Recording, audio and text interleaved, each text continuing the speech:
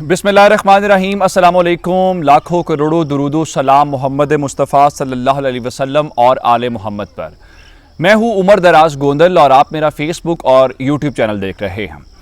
एक भरपूर कोशिश की गई हुकूमत की तरफ से, नून लीग की तरफ से, कि हम फौज को और तहरीक इंसाफ को लड़ा दें।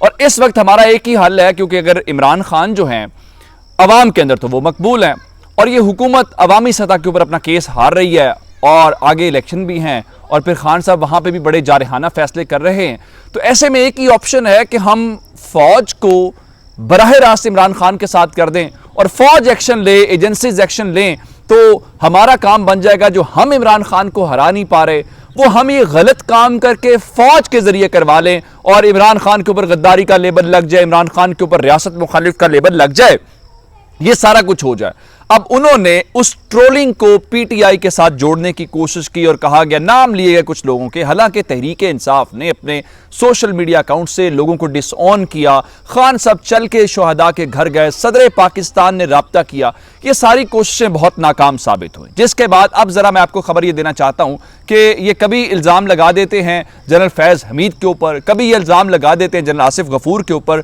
और इसमें कोई मैं अपने पास से बात नहीं कर रहा, ये नून लीग का सोशल मीडिया, जिन अकाउंट्स को मरियम नवाज फॉलो करती हैं या जो उनकी सोशल मीडिया टीम का कहीं ना कहीं सर्कल जाके मिल जाता है, उनका कहना है। लेकिन पाकिस्तान तहरीक इंसाफ को रियलाइजेशन है और मेरा ख्याल यह है कि इदारों को भी रियलाइजेशन होगी कि इतनी बड़ी पॉपुलर जमात, इतनी मुल्क की सबसे बड़ी जमात, वो उसके साथ देखें, फौज जब जंगें जीतती है, फौज दुश्मन के खिलाफ कामयाब होती है, वो हथियारों की बुनियाद के ऊपर नहीं होती, वो उस जज्बे की बुनियाद के ऊपर होती है जो कौम का उसके साथ होता है। कौम उसका मोराल ऊपर करती है और अपनी कौम जब फौज के साथ होती है उसको कोई शिकस्त नहीं दे सकता। और दुनिया की कोई फौज अपनी आवाम से नहीं जीत पाती। वो दुनिया की वो पाकिस्तान की मैं बात ही नहीं कर रहा, मैं इंटरनेशनल और आलमी उसूल की बात कर रहा हूं। आप अपनी आवाम से नहीं जीत सकते।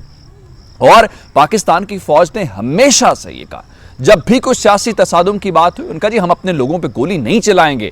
और ये पॉलिसी इसीलिए है कि लोगों का एतमाद नहीं खोना, बाकी चीजें तो सियासत तो आगे पीछे होती रहती है। अब पाकिस्तान तहरीक इंसाफ को भी इस बात का अंदाजा है कि ये साजिशें कौन कर रहे हैं, तो पाकिस्तान तहरीक इंसाफ और फौज का एक डायरेक्ट राब्ता, जिसका एतराफ खुद पाकिस्तान तहरीक इंसाफ ने कर लिया है, मैं उसके मुतालिक आपको खबर देना चाहता हूं ताकि आपको अंदाजा हो जाए कि मामलात इस वक्त किस सतह के ऊपर चल रहे हैं। और ये जो राब्ता है, ये वो शख्स जो पहले भी इमरान खान के कहने के ऊपर राब्ते में था इस्टेब्लिशमेंट के साथ और फौज के साथ, उसने ही तस्दीक की है कि उसका राब्ता हुआ है। और ये तो खैर जो शेख रशीद हैं वो भी बता चुके हैं कि इस वक्त दो ऐसे लोग हैं जो इमरान खान के बिहाफ के ऊपर राब्ते कर रहे हैं, और उनमें या असद उमर हो सकते हैं या परवेज खटक हो सकते हैं। असद उमर को तो होता है कि वजीर आजम बनाने की ऑफर भी की गई, और परवेज खटक आप जानते हैं पुराने सियासी खिलाड़ी हैं, इसलिए अब इस सारे मामले के अंदर जो परवेज खटक हैं उन्होंने ये कहा है कि उनका फौज के साथ अब भी बराह रास्त राब्ता है। और मेरे पास खबर यह है कि पिछले चंद महीनों के दौरान या चंद हफ्तों के दौरान उन्होंने कुछ बराह रास्त मुलाकातें भी की हैं, जिसमें इन्हीं गलत फहमियों को, इन चीज़ों को दूर करने की कोशिश की जा रही है। और अब इस सारे सिनेरियो के दौरान, और इसको रिपोर्ट किया है जंग अखबार ने, और जंग और जियो जब रिपोर्ट करता है तो फिर आप अंदाजा कर सकते हैं कि वहां पे इस खबर को रिपोर्ट करते हुए भी उनको कितनी तकलीफ हुई होगी। तो ये पहले महाज के ऊपर पाकिस्तान तहरीक इंसाफ कामयाब होती हुई नजर आ रही है, जहां पे उस नैरेटिव को, और उन्होंने कहा कि परवेज खटक ने जो और एक इंपॉर्टेंट बात की है, उनके मुताबिक फौज की तहरीक इंसाफ के साथ कोई नाराजगी नहीं है। यानी एक बात तो ये राब्ता कर रहे हैं, दूसरा ये है वो कह रहे हैं कि फौज की भी तहरीक इंसाफ के साथ कोई नाराजगी नहीं है। ये जो तासुर, ये जो मार्केटिंग, ये जो ब्रांडिंग करने की कोशिश कर रहे हैं ना, ये अपना काम सीधा करना चाहते हैं, अपना उल्लू सीधा करना चाहते हैं, उसका फौज से कोई ताल्लुक नहीं है। फौज तहरीक इंसाफ के बारे में नहीं कह रही, यकीनी तौर पर यह इनको बड़ा धचका है। अब इस बात के ऊपर मैं आपको और बात बताऊं, खान साहब को ललकारा, तो अभी मेरे पास एक और बड़ी खबर है। आप जानते हैं कि जलसा इस्लामाबाद के अंदर, उस जलसे से मुतालिक मैं आपको खबर देने वाला हूं, वो आपने अभी तहम्मुल से सुनी है, जरा पहली बात सुन लें। खान साहब को ललकारना बड़ा मुश्किल काम है, और खान साहब आजकल तो फिर भरपूर ऑफेंसिव अंदाज के अंदर हैं। अब राना सना और दीगर ये जो लोग हैं, उनके गुब्बारे से हवा तो पहले ही निकल चुकी है। उसकी वजह क्या है? उसकी वजह यह है कि आप पंजाब के अंदर ये सारा कुछ कर रहे थे, और पंजाब के अंदर आपकी हुकूमत भी नहीं है। पंजाब के अंदर हमजा शहबाज हो, अता तारड़ हो, राना सनाउल्लाह हो, उनकी गिरफ्तारी का मंसूबा और उस प्लान के ऊपर काम हो रहा है जो काउंटर प्लान है। अब वो चीजें चली गई जब आप 25 मई वाली सूरत हाल और तड़ियां लगाते थे। अब आप बेशक तड़ियां लगाते रहे, आपके गुब्बारे से हवा निकल चुकी है। अब हुआ क्या कि हाशिम डोगर साहब, कर्नल रिटायर्ड हाशिम डोगर साहब वजीर दाखिला हैं पंजाब के, उनकी मुलाकात हुई है फवाद चौधरी से। मैंने आपको बताया था कि फवाद चौधरी को पंजाब के अंदर लाया जा रहा है ताकि ज़रा शरीफ ख़ानदान की तबीयत भी साफ़ की जाए और इनका पंजाब के अंदर ज़रा अच्छे तरीके से काउंटर किया जाए। उनकी मुलाकात हुई है।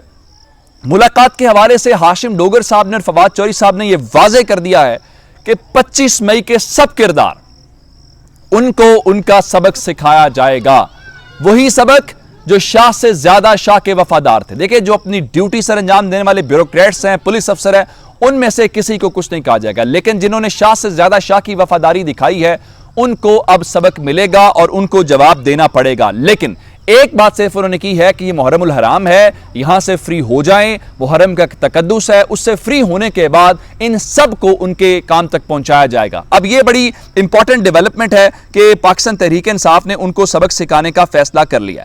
लेकिन एक खबर जो इस वक्त सबसे बड़ी है, पाकिस्तान तहरीक इंसाफ ने 13 अगस्त की शाम को परेड ग्राउंड इस्लामाबाद के अंदर जलसे का ऐलान किया था कि 13 अगस्त को शुरू करेंगे, 14 अगस्त रात तक खान साहब होंगे और रात को जश्न आज़ादी का जश्न भी हो जाएगा और पाकिस्तान तहरीक इंसाफ जो है वो अपनी सियासी ताकत का मुजाहरा भी कर देगी। उसके बाद एक मखसूस जमात, एक मजहबी जमात जो धरना स्पेशलिस्ट है, जिसके बारे में कहा जाता है, और धरना स्पेशलिस्ट भी उस वक्त जब कुछ ताकतवर लोगों के मफादात का तहफ़्फ़ुज़ करना होता है। ये मैं नहीं कह रहा, ये पाकिस्तान की सुप्रीम कोर्ट और पाकिस्तान की सुप्रीम कोर्ट के वो जस्टिस जो इस वक्त बहुत पसंदीदा हैं नून लीग के, जिनका नाम लिया जा रहा है जस्टिस काजी फाइज ईसा साहब, यानी फैजाबाद धरने के ऊपर जस्टिस काजी फाइज ईसा का जो फैसला है आप वो जानते हैं क्या है।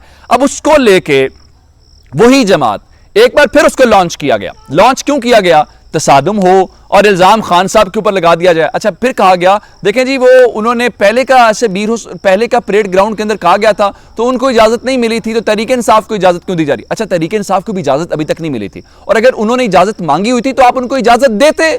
आपको इजाजत से किसने रोका था? आप सिर्फ और सिर्फ लड़ाई करवाना चाहते थे, लेकिन तहरीक इंसाफ के पास प्लान बी भी था, जो शेख रशीद साहब ने बता दिया। वो प्लान बी था कि अगर परेड ग्राउंड के अंदर जलसे की इजाजत नहीं मिलती तो रावलपिंडी के क्रिकेट ग्राउंड के अंदर जलसा होना था।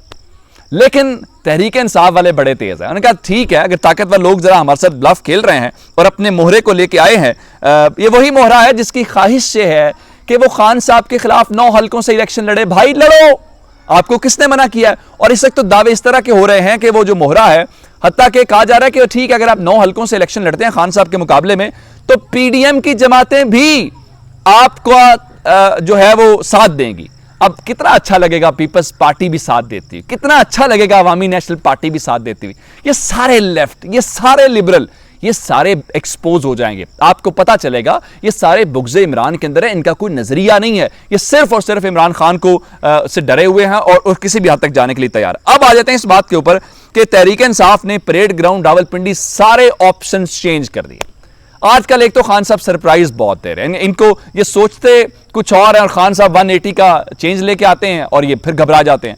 मैं आपको खबर दे देता हूं, पाकिस्तान तहरीक इंसाफ ने फैसला ये कर लिया है कि जलसा अब ना इस्लामाबाद के अंदर होगा, ना जलसा रावलपिंडी के अंदर होगा, बल्कि ये जलसा लाहौर के हॉकी ग्राउंड के अंदर होगा। अच्छा, ये मकाम तब्दील हो सकता है, अगर अभी हॉकी ग्राउंड की खबर मेरे पास जराए की है तो शायद जब वो ऐलान करें तो हॉकी ग्राउंड के अलावा कुछ और कर दें, किसी और जगह के ऊपर कर दें। लेकिन ये तय हो गया है कि अब ये इस्लामाबाद पिंडी के अंदर जलसा नहीं होगा बल्कि जलसा लाहौर के अंदर होगा। अब किसी ने फैजाबाद इंटरचेंज के ऊपर कोई कॉन्फ्रेंस करनी है, कोई जलसा जुलूस करना है, कर ले, कोई इतनी बड़ी बात नहीं। एक और अच्छी खबर मैं आपको देना चाहता हूं, जो कि अच्छी खबर भी है, उसकी वजह बता देता हूं कि इस सारी सूरत हाल के हवाले से ये हुकूमत पाबंदी लगाना चाह रही थी, और पाबंदी किसके ऊपर थी जी? पाबंदी लगाना चाह रहे थे जी तहरीक इंसाफ के ऊपर बतौर जमात। कानूनी माहिरीन ने इनको मशवरा दिया है कि आप इन हरकतों से बाज रहें, और अगर आप ये काम करेंगे तो आइंदा आप फंस जाएंगे, इसलिए मौत को दावत ना दें। इसका मतलब यह है कि कानूनी टीम ने भी हाथ उठा दिए हैं, तहरीक इंसाफ पे पाबंदी ना लगाना, मारे जाओगे। अपना बहुत सारा ख्याल रखिएगा। खुदा हाफिज।